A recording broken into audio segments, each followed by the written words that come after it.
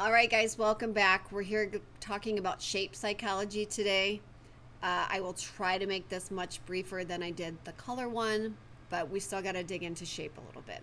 So if you want to geek out, I've embedded more here. I know that's just what you want to do is watch more videos, but there is one here that shows you how important shape is to logo design, because this is what we're leading up towards in class. A little bit more about that. So let's continue. Let's get right into this. So the first thing you need to make sure you put down in your notes is that there's two different categories of shape.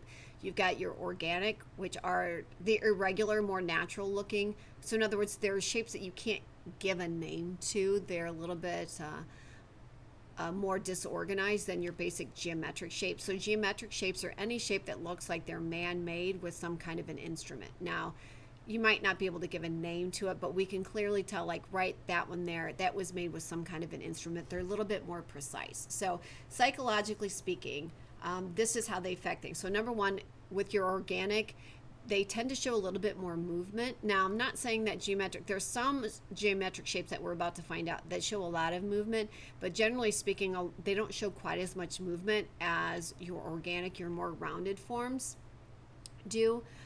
So therefore, they're a little bit harder to organize. So you're actually going to see fewer organic shapes in graphic design for that simple fact. They're just hard to organize because, think about it, in design you're using a lot of grids.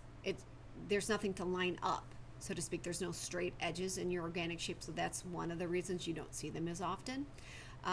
We see organic shapes as more feminine and soft. They're more natural. Okay, so we kind of approach, they're a little bit more approachable, a little bit more friendly, and a little bit less rigid. Geometric shapes, because they're man-made, and the more precise they are, the more they're going to give a feeling of being very unmoving, imposing, maybe even a little boring. Sometimes they're going to lack movement the more precise they are, but they are going to look very dependable. They're going to look very strong. They're going to look very bold. What we're going to do here is, because organic shapes, there's no real way to talk about each and every one because they're all so different. We're going to talk more about the geometric shapes today in this and what they will signify psychologically to people. All right, so we're going to lump squares and rectangles together, and obviously it's going to change. Like, the longer your rectangles get, less square-like, that's going to change them a little bit. It's going to, if you have long rectangles, they're going to start to read more like lines, and we are going to talk about lines at the end of this. So keep that in mind when we go back to the lines. Is your rectangles, the more you stretch them out and make them longer one way or the other, the more they're going to read as a line than they are as a rectangle or square. Okay, but generally speaking, we see squares and rectangles as being very honest, familiar, and trusted. Why? Look around you. Like, look around your surroundings right now. What's the predominant shape you see? You see rectangles and squares. We see them everywhere. So because we see them everywhere, they're kind of common. They're kind of boring. But the reason we see them everywhere is because they're so easy to organize. Like, it makes sense. You can line things up. They're very sturdy. They make sense from a physical perspective. They make sense from a physiological perspective. So they're a great shape. They're just a really good shape. Why do we see them as masculine? Well, think about it. Okay, if we're looking at our Western ideals of what an attractive man looks like, what do they have? They have square jaws. They have, they're not rounded at all, right? They are cut. They're ripped, right? They're masculine. So the more physically fit they are, the more angular they're going to be, more box-like. So we tend to see squares as a little bit more masculine because we relate them to men as opposed to women. Like I said, squares don't move, right? Rectangles don't move, especially if they're closer to a square. Okay, you can't. It's hard to push a square over, right? I could maybe push this. So the longer, thinner your rectangle get, the less rigid or unmoving it's going to be. Keep that in mind. We see it as trustworthy, right? Why? Because, again, we see it everywhere. Not only that, like, it's not going to move on us. It's going to just sit there. It's very, very stable. Diamonds are an interesting thing because they're basically a square or a rectangle tipped up on one of their corners. So it's going to take some of the characteristics of a square, some of those things you like, but it's going to make it more dynamic. It's going to make it more interesting. So it's one way to take a boring old square, but make it a little bit more sophisticated and modern. So if you just put it up on its edge, it's already going to be a little bit more interesting. We're not 100% sure, and it might be just because a lot of tech companies, because they wanted to seem stable like a square, but they wanted to seem more cutting edge. A lot of tech companies started to use diamonds in their corporate identity, so much so that we now actually, when we see a diamond, we kind of associate it with technology and being techie, like a techie company. Like I said, it's more dynamic than a square, but it has some of the same dependable qualities because of those straight lines, and especially if the more symmetrical it is, the better. We see it as divine. It's used in a lot of religious symbols, not just in Christianity, but in other faiths as well. We see it as a wise shape. And this is kind of interesting because we already think of a square as being dependable, reliable, like it knows what it's doing. But because of this upward movement, it like literally directs your eye up. We think of it as having a little bit more forward thinking. It's a weird psychological thing where we think, just think about it. Okay, which one's the smarter shape, the diamond or the square? For some reason, we just see that diamond is like, it just knows a little bit more than the square does. We're not exactly sure, but that's what it is. And again, because it's tilted up on its side, it's a little bit more energetic, and it is a youthful shape, okay? Circles, ovals, and other ellipses. So this is like, again, kind of like a square rectangle situation. Same thing with circles and ovals. The more oval you get, the less it's going to have the same circle characteristics. It's going to change a little bit. And the more irregular you make it, it's going to push it more into that organic shape. But we're talking about perfect circles and very symmetrical ovals and ellipses. So what do they signify? Well, because there's no starting and stopping point, they suggest infinity. You could literally, if you're going to draw a circle, you could start anywhere. If I'm drawing a diamond or a square, where are you going to start? You're not going to start like in some random spot. You're going to start in one of the corners, right? So there can be a starting and stopping point versus a circle where you're going to start anywhere, right, to start to draw it. Why do we see it as protective? Well, this is a psychological thing that we think relates back to like infancy. Like when your mother holds you, her arms, you know, she's literally creating an ellipse when she's holding you. You're cradling a baby, right? It's that roundness. So we think of that somehow relates back to that protective quality. Because it has no straight edges, they roll, right? And because they roll, it shows more movement. They're less rigid than a square. We see them as having religious and symbolic meaning just because they've been used over and over and over in religious iconography. So if you look at early paintings, they're going to have that halo, right? Okay, so we've learned to associate the halo with the oval with religious, infinity kind of things. Circles and ovals are seen as calming. Again, there's no sharp angles on it, so there's nothing pointy. There's nothing that's going to prick you or hurt you, and so it's kind of more of a calming shape. We see it as feminine, the opposite of a square. So if a square is seen as masculine because the more ripped men are, right, they're more angular. We see them as less rounded. What do we think of as in the predominant of the West? What is our ideals for women? Right, they're curvier, right? So we tend to associate circles and ovals as being more feminine and or soft. Your triangles are very dynamic. Of your geometric shapes, they're one of the most dynamic because they suggest action. There's literally 3 points that are pointing you in 3 different directions, and depending on if that triangle is sitting on its base or one of the points, it can be even different.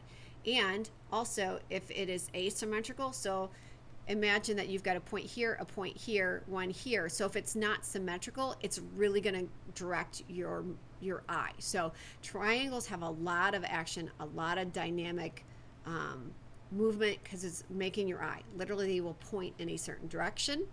Because of that, because of the strong change, and if it's not sitting on its base, it can show conflict or instability if it's tipped up on an edge. Okay, that's why the Nike swoosh is kind of going up at an angle, right? Because it's showing movement and it's dangerous because you're kind of sort of waiting for it to drop down.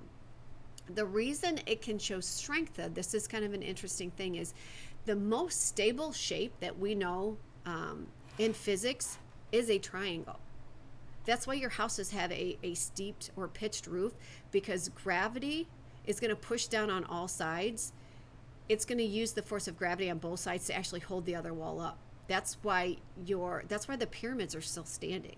They're triangles. They're using literally physics to hold itself up. So it's the most powerful symbol. I have a little story I like to tell, that when I hired for my position here at Rock Falls High School, I made a little teepee with my hands. So if you can kind of picture it, obviously you can't see me here, but I kind of talked with my hands together, and I had my fingers kind of touching and my thumbs touching, and it kind of created a diamond or a triangle. So as I was talking, it made me seem like I knew what I was doing. It made me seem very powerful or energetic.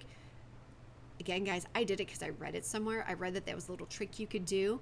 I'd like to think I got my job for other reasons, but you know what? I wasn't going to leave anything to chance. That's what I did in my interview. And maybe, who knows, psychologically, maybe it was a subconscious thing. It made them think I knew what I was talking about, right? Similar to the diamond, it does have a techie feel. We associate a lot with science and technology. We associate it with religion in the West because of Christianity, the Father, the Son, the Holy Spirit, okay, the Holy Trinity, right? So if you know anything about Christianity, it's a common symbol that shows up there. It's more stable than a diamond, especially if you have it sitting on its base, okay? It's stable like a square, but it's got those dynamic angles. And because it directs your eye or movement, it can be seen as progressive. So if you have a company you're trying to brand as being very forward thinking, or they're on the cutting edge, you want to think about using triangles. Stars are basically just a bunch of triangles put together. So similar to a triangle, they're dynamic and energetic. The more triangles you have, the more dynamic and energetic it's going to be. Because of all of that energy, because us old folks, we don't have a lot of energy, we see it as being a young shape. It's also a very powerful shape because we've seen it used in Western society for years on symbols of power, okay? So if in the military, if you earn ranks, you get stars, like a 4-star general, 5-star general. I don't know how all that works, but we've come to associate it with power and royalty. It's an aggressive one because of all the points, to be honest, okay? It's a pointy shape, right? If you grabbed it, ouch, it would hurt. You have those, and the more severe the points are, the more energetic and aggressive it's going to be. It's a fun, it's an energetic, it's a happy shape. So what this is here, this is talking about variations on those shapes. So I want you to be thinking and be conscious of those characteristics and how you can manipulate your shapes to either amp up some of those characteristics or tone them down. For instance, YouTube, why might have they rounded the corners of their square? Maybe they wanted it to have a little bit more movement. Maybe they wanted to soften it a little bit, okay, taking some of the circleness and applying it to that square. So there's lots of geometric shapes that are going to kind of modify the shape to either amp up or tone down some of those characteristics. Also, think about how you have implied shapes. So like the Netflix logo type is actually an implied shape. It's a rectangle that has an ellipse at the bottom, so it shows movement. So think about what it is they're trying to tell you about that company based on the shape of their letters and the shape that the letters form. Same with here. Notice now, like in their fonts, notice that little Gillette, that's not part of the logo typeface. They did that. Why? Because they're creating a little triangle in there, guys. That's not subconscious. If you look at the E's, they're doing triangles. What is it they're trying to say about Gillette? All right, last thing, I said I was going to talk about lines and how they relate to shapes. So your shapes, if you make them thinner, they're going to start to read as lines. So like your organic shapes here, because they've thinned them out so much, they start to read as a line, and they start to read as a horizontal line. And what you need to know about horizontal lines are horizontal lines give us a feeling of stillness, at rest. They're kind of calm or boring even. Why? Because if something is laying down, they're at rest, right? They're not moving. When you sleep, you're laying down, you're not standing up to sleep. Vertical, so remember I said your rectangles, the longer you make them, okay, It's going to read as a line. So we've got a vertical rectangle, thin rectangle. It's going to appear stronger and more solid. I use the analogy, I have a very tall family. My husband is very tall. He's 6'8", shrinking now. He's probably more like 6'6.5", but he was 6'8" when we started dating. And immediately when he walks in a room, he intimidates people. Why? Tall, thin, they are seen as imposing. It's all psychological. So if you have a company that you want it to be seen as strong and dynamic, think about vertical columns. That's why there's pillars outside of courthouses. Not because they have to have pillars to hold the roof up. They didn't have to do those. Those were an extra added expense. Those columns project to you an image of strength. They want the court system to look strong and imposing, so therefore they put those on there.